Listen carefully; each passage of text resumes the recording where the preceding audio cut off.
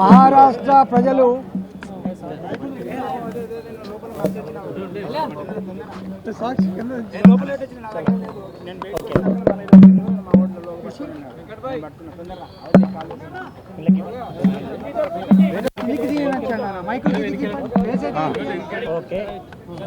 మహారాష్ట్ర ప్రజలు కాంగ్రెస్ పార్టీ మోసపు వాగ్దానాలని, కాంగ్రెస్ పార్టీ దుర్మార్గాలని తిప్పికొట్టి మహారాష్ట్ర గొప్పగా అభివృద్ధి చెందాలంటే, సురక్షితంగా సుభిక్షంగా ఉండాలంటే భారతీయ జనతా పార్టీ నాయకత్వంలోనే సాధ్యమని చెప్పి భావించి, మాట ఇస్తే కట్టుబడే పార్టీ అని, అమలు చేసే పార్టీ అని చెప్పి భావించి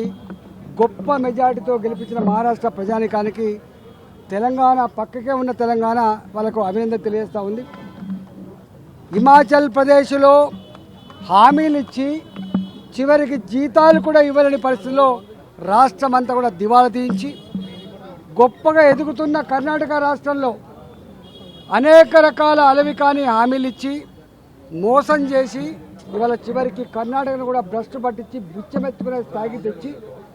ఇవాళ తెలంగాణ రాష్ట్రంలో 400 పైసలకు పనులు చేస్తా అని చెప్పి 6 గ్యారంటీల పేరిట 66 హామీల పేరిట ఇవాళ 1, 2 అమలు చేసి కేవలం బస్సులలో ఉచిత ప్రయాణం మాత్రమే అమలు చేసి దేశమంతా కూడా హామీలు అమలు చేసిన పార్టీ అని చెప్పి 100 కోట్ల రూపాయలతో పేపర్లలో యాడ్స్ ఇచ్చి వంచే ప్రయత్నం చేసిండు. స్వయంగా రేవంత్ రెడ్డి, కాంగ్రెస్ పార్టీ నాయకులు తెలుగు మాట్లాడే ప్రజల దగ్గరికి పోయి ప్రచారం చేసిండ్రు, కన్నడ మాట్లాడే దగ్గరికి పోయి కర్ణాటక నాయకులు ప్రచారం చేసిండ్రు. కానీ కన్నడ ప్రజలు కానీ, తెలంగాణ ప్రజలు కానీ, మరాఠా ప్రజలు కానీ కాంగ్రెస్ పార్టీ మోసం చేస్తుంది, కాంగ్రెస్ పార్టీ మరో వంచనకు గురి చేసే ప్రమాదం ఉంది, ఎట్టి పరిస్థితుల్లో ఓటు వేయొద్దని చెప్పి ఇవాళ అక్కడి ప్రజానికం అంతా కూడా తెలంగాణలో, కర్ణాటకలో, హిమాచల్ ప్రదేశ్లో మోసగించింది చాలు, ఇక మీ మోసం చెల్లదని చెప్పి మహారాష్ట్ర ప్రజానికం అంతా కూడా తన చైతన్యాన్ని, లౌక్యాన్ని చాటించి గొప్ప మెజార్టీతో గెలిపించిండ్రు. ఇప్పటికైనా కాంగ్రెస్ పార్టీ బుద్ధి తెచ్చుకోవాల్సింది ఎక్కడంటే, ఇవాళ సమాజాన్ని చీల్చి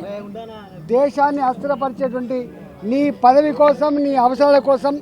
ఎన్ని అడ్డదారులను తొక్కేటువంటి పద్ధతి మానుకోవాలని, ఇప్పటికైనా భూమి మీదకి వచ్చి నిజమేందో అబద్ధమేందో చెప్పుకునే ప్రయత్నం చేయి, ఇవాళ పనిచేసే ప్రయత్నం చేయి, ఇవాళ హామీలు అమలు చేసి ప్రజల ప్రేమను పొందు తప్ప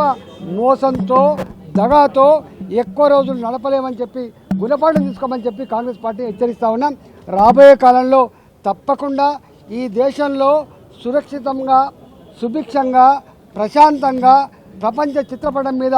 గొప్పగా ఎదిగే దేశంగా నిలవాలంటే భారతీయ జనతా పార్టీ మాత్రమే సాధ్యమని చెప్పి ఈ సందర్భంగా తెలియజేస్తాం.